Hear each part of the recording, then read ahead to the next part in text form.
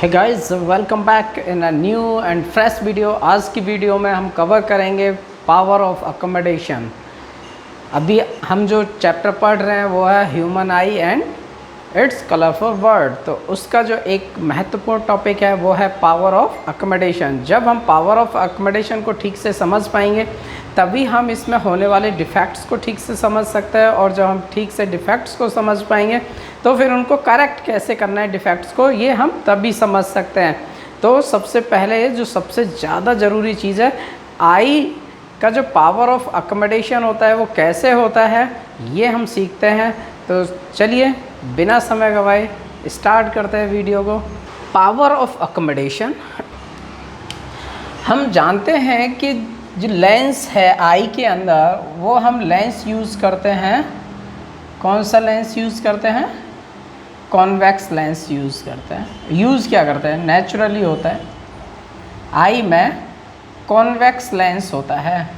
और जो convex lens होता है वो क्या करता है, आने वाली जो रेजेस हैं, इंसिडेंस रे हैं, वो उन सबको कन्वर्ज कर देता है। यदि पैरेलल इंसिडेंस हो रहा है टू द प्रिंसिपल एक्स से यदि पैरेलल इंसिडेंस हो रहा है तो उस केस में ये सभी रेज को क्या करेगा, कन्वर्ज कर देगा एट द फोकस पॉइंट।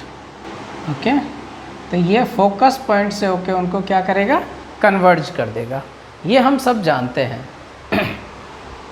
अब समझते हैं यहाँ पर कि यदि हमारा जो लेंस का फॉर्मूला होता है वो होता है 1/f is equal 1/v minus के 1/u।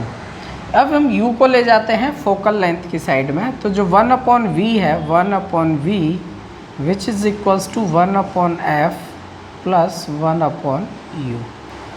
दैट्स क्लियर, जानते हैं हम ये सब बात फॉर्मूले से। अब इन केस ऑफ आई, जब ये आई में लेंस यूज़ होता है तो उसे जो इमेज है वो कहाँ पर फोकस करनी होती है, रेटिना पर फोकस करनी होती है, रेटिना पर, यहाँ रेटिना पर। ओके, तो अब हमारे पास जो इमेज बनेगी ऑप्टिकल सेंटर से, जो इमेज की डिस्टेंस है वो फिक्स्ड है। जो आई बॉल का डायामीटर है वो हमारा इमेज का डिस्टेंस है फ्रॉम द ऑप्टिकल सेंटर, वो ऑलरेडी फिक्स्ड है। वेरिएबल अब क्या है, अब हम इसमें से u को हम चेंज करते हैं। ऑब्जेक्ट को या तो हम डिस्टिंक्ट रखेंगे, नियर बाई इधर रखेंगे आई के, या फिर हम उसे दूर रखेंगे। ओके, और जब डिस्टिंक्ट रखें या डिस्टेंट रखें, दोनों ही केस में आई को इमेज का फॉर्मेशन करना होता है रेटिना पर। ठीक है, तो अब जब हम u को हम चेंज कर रहे हैं, वो कभी हम नियर रख रहे हैं, नियर पॉइंट पर, नियर पॉइंट हमारा क्या है 25 सेंटीमीटर, या हम उसे दूर कहीं पर इन्फिनिटी पर प्लेस कर रहे हैं, ऑब्जेक्ट को इन्फिनिटी पर प्लेस हुआ है, या इसके बीच में कहीं भी हो सकता है। तो हम डिस्टिंक्ट और डिस्टेंट दोनों पोजीशंस के लिए हम देखते हैं कि जो लेंस है वो अपनी फोकल लेंथ को चेंज करेगा। यू हम अपनी मर्जी से करते हैं कि हमारा ऑब्जेक्ट कहाँ है वो हमें देखना है।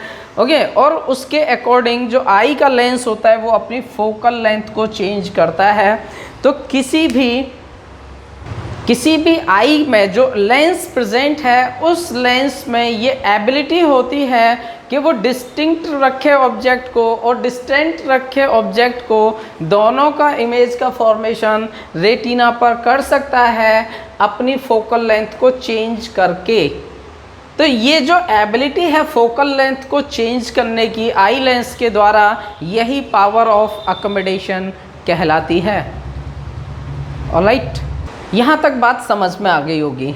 अब हम क्या करते हैं, देखते हैं जब हमारा ये जो डायामीटर है आई बॉल का, जो कि हमारा v है, जहाँ पर इमेज को हमें फॉर्म कराना है, वो हमारा फिक्स्ड है। वो क्या है, वो हमारी जो वैल्यू है उसकी कितनी होती है 25 mm यानी 2.5 सेंटीमीटर।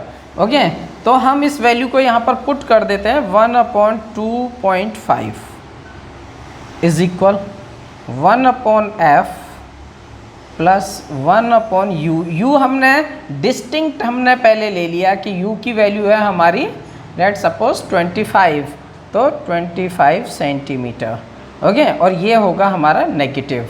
ओके, तो ये यहाँ पर नेगेटिव हो जाएगा, इधर आके पॉजिटिव हो जाएगा, तो 1 upon F is equal 1 upon 2.5 plus 1 upon 25, तो 25 इज़ द एलसीएम, और 10 टाइम्स तो 10 प्लस 1,